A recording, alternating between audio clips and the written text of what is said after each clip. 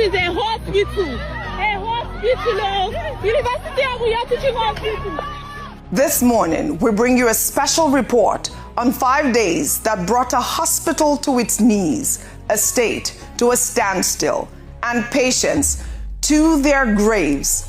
What happened at the University of Uyo Teaching Hospital wasn't just a clash between federal agencies. It was a catastrophic breakdown where fighting corruption collided with saving lives, and ordinary Nigerians paid the ultimate price. The morning of Tuesday, May 12th, EFCC operatives walked into the University of Uyo Teaching Hospital to verify a medical report. By afternoon, tear gas had been deployed inside a hospital. Within days, doctors across Akwa Ibom State had staged a walkout. And by the time the crisis ended, patients who needed surgery, dialysis, emergency care were already dead.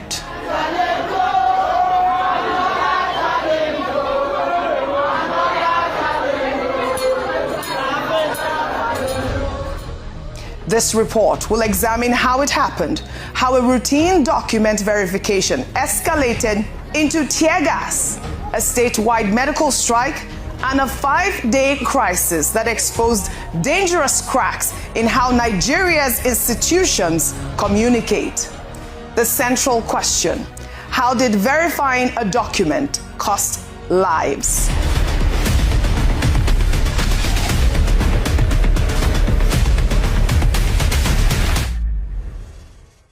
To understand what happened at the teaching hospital, you need to hear both sides of the story, because what the hospital says happened and what the EFCC says happened are two completely different narratives, and somewhere between those two versions, a crisis was born.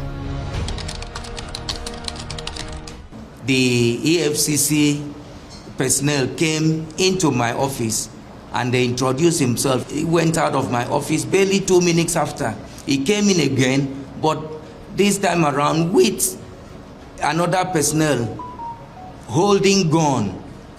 And he told me that I was under arrest. I asked him why. I was not the one that issued the medical report. My name is not on the medical report. The report was not issued from my unit. And I'm not a criminal, I'm not a suspect, and the organization did not address the letter to me. So why am I under arrest? He said, when you get to office, you will say all that. They started pushing me, they dragged me out of the office. And when they dragged me out of the office to the walkway, I started crying. I could not tell the hospital, my colleagues in the hospital that came, that these are EFCC personnel, because they had said I should not talk. They were holding gun. I saw many masked and armed men came violently, broke the protector, threatened the people that were around, and people ran away, and they beat some staff that were still by me, and they dragged me and the other staff, 5 of us, into their van. Professor Ekpe says what happened next felt like an invasion. He contacted the medical director, Professor Bassi, who became alarmed by what he was hearing and immediately called the police, reporting that unidentified armed men had entered the hospital. But the EFCC tells a completely different story. According to their official statement, this was a routine visit, not a raid. Their operatives introduced themselves, needed a medical report for court the next day, and had sent 2 letters without a response. When Professor Ekpe said the document wasn't ready, they asked him to come to their office. That was when the chief medical director, Professor Bassi, was contacted. Well, according to the EFCC, Professor Bassi ordered staff to lock the gates, trapping their operatives inside, then called police claiming unidentified gunmen had invaded. The EFCC says the Commissioner of Police in Uyo confirmed EFCC's presence and advised the CMD to open the gates. He refused, and according to the EFCC, what turned a routine visit into chaos was being locked in and attacked by hostile hospital staff, forcing them to call reinforcements. But here is what's not in dispute. Tear gas was deployed inside a hospital where vulnerable patients, asthmatics, ICU patients, people on ventilators were struggling to survive. Under the Geneva Convention, civilian hospitals are strictly protected. Even during armed conflicts, they cannot be attacked, destroyed, or have their operations disrupted.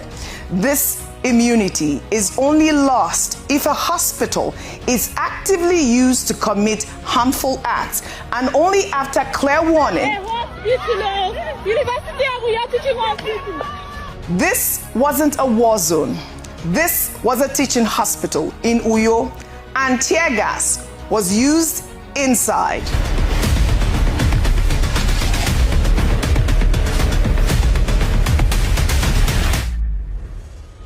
While the EFCC and hospital debated who was right, patients were caught in the crossfire. Within hours, the Nigerian Medical Association called an indefinite strike across Akwa Ibom State. Doctors walked out. When other people came in, they tried to video how they were molesting him. They cocked their guns and promised to shoot them if they don't. They collected their phones. And in the process, and hit some of them with gun. Quite a number of people were assaulted, including female doctors. We had to immediately call our members, our Congress, and resume our strike, because we have a standing order. Once there's assault on a member, we have to go on strike. The Nigerian Medical Association didn't just strike.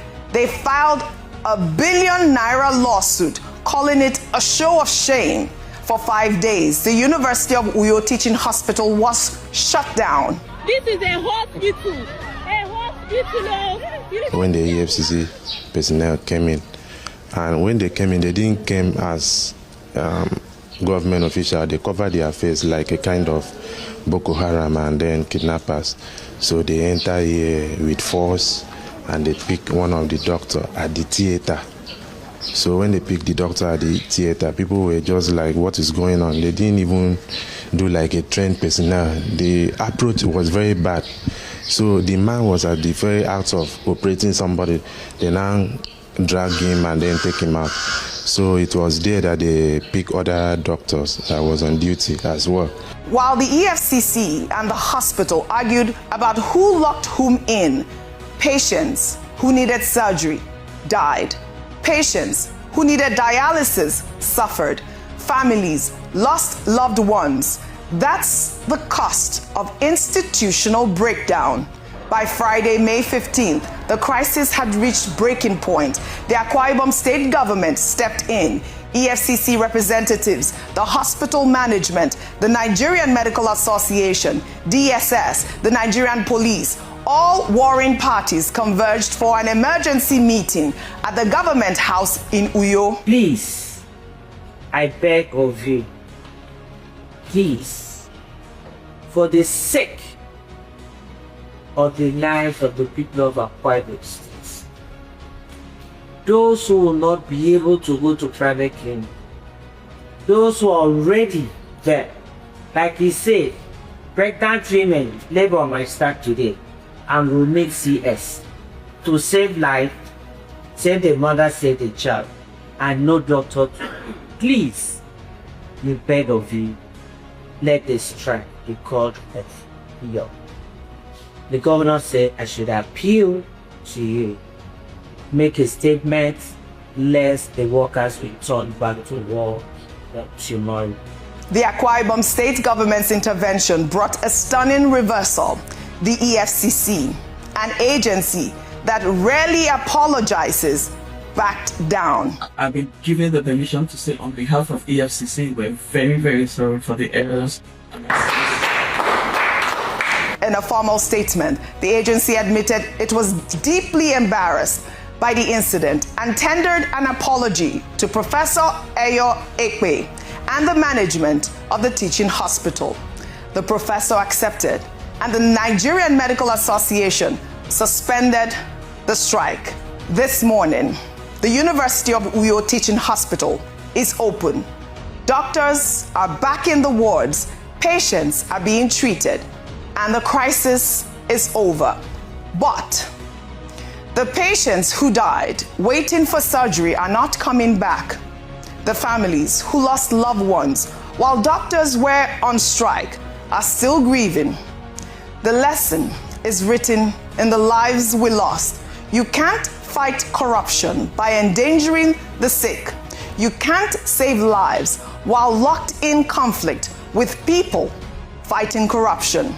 Both sides need to learn, because the next time the EFCC needs to verify a document, the next time a hospital feels threatened, the next time institutions collide, it cannot cost lives.